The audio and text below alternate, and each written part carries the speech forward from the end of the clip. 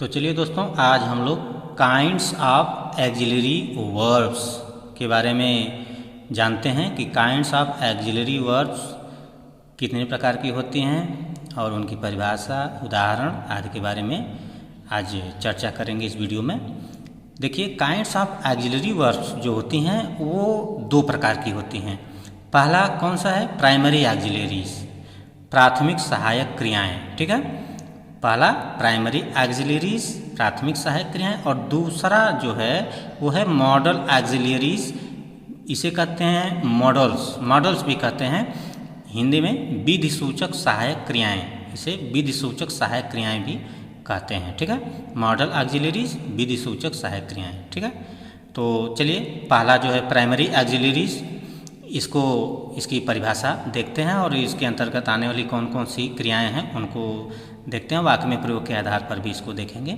तो पहला है प्राइमरी एक्सिलरीज, प्राथमिक सहायक क्रियाएं। इसमें बी, हैव, डू के अंतर्गत आने वाली क्रियाओं का वर्णन होता है। अर्थात बी, हैव, डू के अंतर्गत जो क्रियाएं आती हैं उन्हें हम क्या कहते हैं? Primary auxiliaries. जैसे बी के अंतर्गत जो क्रियाएं आ रही हैं, बी के अंतर्गत जो क्रियाएं आती हैं वो हैं is, are, am, was, were. Is, are, am, was, were, ये बी के अंतर्गत आती हैं। इसके बाद हैव के अंतर्गत आने वाली जो क्रियाएं हैं वो देख लीजिए। हैव के अंतर्गत हैव, हैज, हैड, ये हैव के अंतर्गत आती हैं।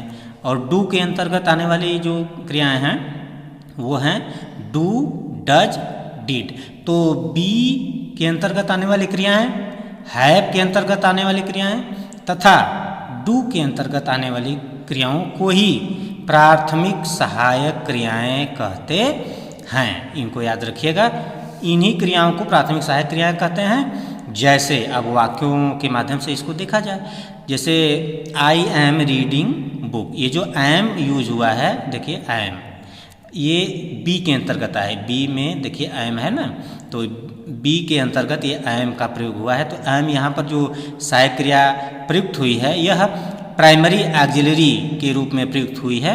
आई एम रीडिंग बुक, मैं किताब पढ़ रहा हूँ। तो रीड मुख्य क्रिया है, एम सहायक क्रिया है। अब कौन सी सहायक क्रिया है, कौन सी एक्सिलरी वर्ब है? प्राइमरी। कौन सी है? प्राइमरी। देखिए प्राइमरी एक्सिलरी। ठीक है, दूसरा है यू आर बाथिंग इन दी गंगा। ठीक है, तो आर, आर बी के अंतर्गत क्रिया है। ठीक है, इसी तरीके से सी इज वीपिंग, इज किसके अंतर्गत है? बी के अंतर्गत है। He was writing a letter, यह वाज जो प्रयुक्त हुआ है यह किसके अंतर्गत है? ये है बी के अंतर्गत। देखिए वाज है। ठीक है, और उसके बाद दे वर गोइंग होम, तो जो वर का प्रयोग हुआ है वो भी बी के अंतर्गत प्रयुक्त हुआ है। अगला है दे वेयर, ये तो हो गया। He has bot A cycle, अब जो हैज का प्रयोग हुआ है वह हैव के अंतर्गत है। देखिए हैव के अंतर्गत हैव, हैज, हैड आता है, तो हैज किसके अंतर्गत आएगा? हैव के अंतर्गत आएगा। ठीक है, तो he has bot A cycle, उसने वह एक साइकिल खरीद चुका है। ठीक है, he has bot A cycle. इसके बाद I have done my work, तो हैव का प्रयोग हुआ है, डन मुख्य क्रिया है। ठीक है, तो हैव किसके अंतर्गत आया? हैव के अंतर्गत, हैव, हैज, ये उसका प्रयोग हो गया।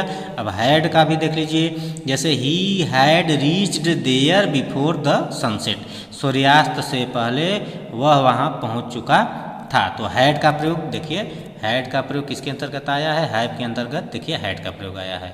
ठीक है, तो इन सभी क्रियाओं को क्या कहते हैं? Primary axillary. डू के अंतर्गत देख लीजिए, डू यू लाइक मैंगोज, क्या आप आम पसंद करते हैं? तो यहाँ डू का प्रयोग हुआ है। ठीक है, डू के अंतर्गत आने वाली जो क्रियाएं डू। ठीक है, डज ही वर्क हार्ड, क्या वह कठिन परिश्रम करता है? ठीक है, तो यहाँ पर जो डज है वो डू के अंतर्गत जो क्रियाएं आती हैं उसके अंतर्गत है। और इसके बाद डीड का प्रयोग देख लीजिए, he did not go there, वह वहाँ नहीं गया। ठीक है, तो डीड का प्रयोग डू के अंतर्गत। तो इस तरीके से आप देखें कि बी के अंतर्गत आने वाली क्रियाएं और हैव के अंतर्गत आने वाली क्रियाएं और डू के अंतर्गत आने वाली क्रियाएं, इन्हीं के अंतर्गत बी, हैव, डू के अंतर्गत आने वाली क्रियाओं को हम क्या कहते हैं? प्राथमिक सहायक क्रियाएं कहते हैं या प्राइमरी एक्सिलरीज कहते हैं। ठीक है, अब अगला हम लोग स्टडी करेंगे, जानने की कोशिश करेंगे किसके बारे में? मॉडल एक्सिलरीज या और मॉडल्स के बारे में। यह है विधि सूचक सहायक क्रियाएं। अब विधि सूचक सहायक क्रियाएं कौन कौन सी हैं, जरा उस पर ध्यान दिया जाए। इनका प्रयोग मुख्य क्रियाओं के साथ कार्यविधि प्रकट करने के लिए होता है। इन क्रियाओं का प्रयोग कहाँ होता है? कार्यविधि प्रकट करने के लिए। इनका प्रयोग मुख्य क्रियाओं के साथ कार्यविधि प्रकट करने के लिए होता है। मॉडल्स निम्नलिखित हैं। कौन कौन से मॉडल्स हैं, जरा ध्यान दिया जाए। जैसे shall, should, may, might, can, could, will, would, ought के साथ टू का प्रयोग होता है। मस्ट, नीड, ये जो क्रियाएं हैं ये मॉडल्स के अंतर्गत आती हैं या मॉडल एक्सिलरीज के अंतर्गत आती हैं। ठीक है।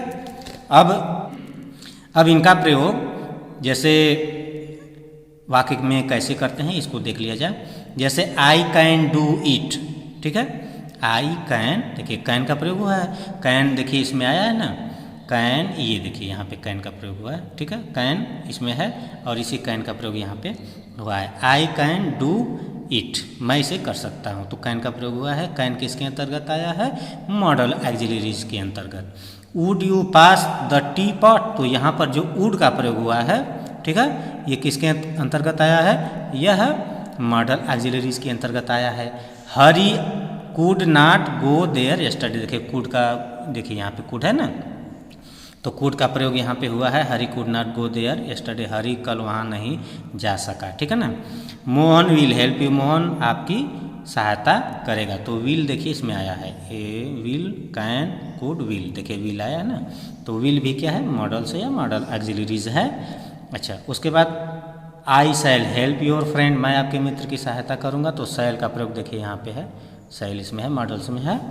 अच्छा, now I should go there, should का प्रयोग, शुड को भी देख लीजिए, इसमें देखिए यहाँ पे शुड है, तो शुड का प्रयोग भी मॉडल्स के तरह हुआ है। ठीक है, तो now I should go there, अब मुझे वहाँ जाना चाहिए, ऐसे करके आएगा।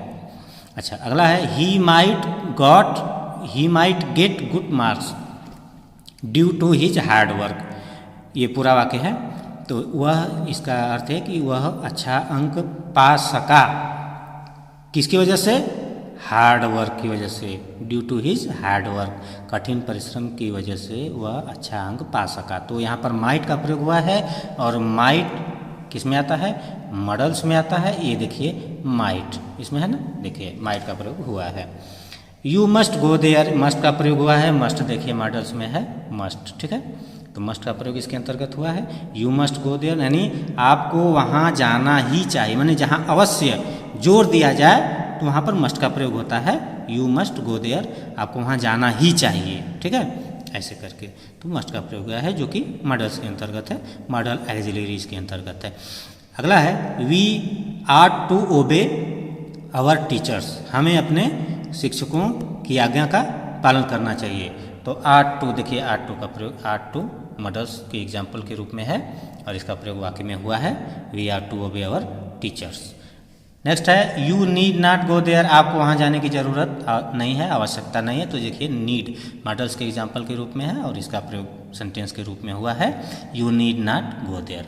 तो इस तरीके से आप देख रहे हैं कि इन सभी का प्रयोग अलग अलग तरीके से हुआ है, जिनको कि हम क्या कहते हैं? मॉडल एक्सिलरीज, यानी एक्सिलरीज दो प्रकार की होती हैं, प्राइमरी एक्सिलरीज और मॉडल एक्सिलरीज। और इनको जो है कि हम उदाहरण के माध्यम से आपको समझाने का प्रयास किए। अगर आपको ये वीडियो अच्छा लगा हो, हेल्पफुल लगा हो, तो आप इस वीडियो को लाइक, सब्सक्राइब तथा शेयर करना ज़रूर मत भूलिएगा, इसको ज़रूर शेयर करिएगा। और साथ ही साथ अगर मान लीजिए किसी पॉइंट को समझने में प्रॉब्लम हो रही है तो आप कमेंट बॉक्स में कमेंट जरूर करिएगा, हम उस समस्या का समाधान करने का प्रयत्न करेंगे। और आप हमारे channel yes study MTGT YouTube channel को ज़रूर पसंद करिएगा, लाइक कर दीजिएगा, सब्सक्राइब कर दीजिएगा तथा शेयर कर दीजिएगा। और एक बात आपको बता दें कि पीछे हमने टेंस, एक्टिव, पैसिव वॉइस आदि के बारे में लिंक हमने डिस्क्रिप्शन बॉक्स में दे दिया, आप चाहें तो उस लिंक पर जा कर के उन्हें पढ़ सकते हैं, वीडियो देख सकते हैं। और अगर वो वीडियो आपको हेल्पफुल लगते हैं तो आप उसको लाइक, सब्सक्राइब तथा शेयर करना मत भूलिएगा। मिलते हैं नेक्स्ट वीडियो में, तब तक के लिए जय हिंद, जय भारत, वंदे मातरम।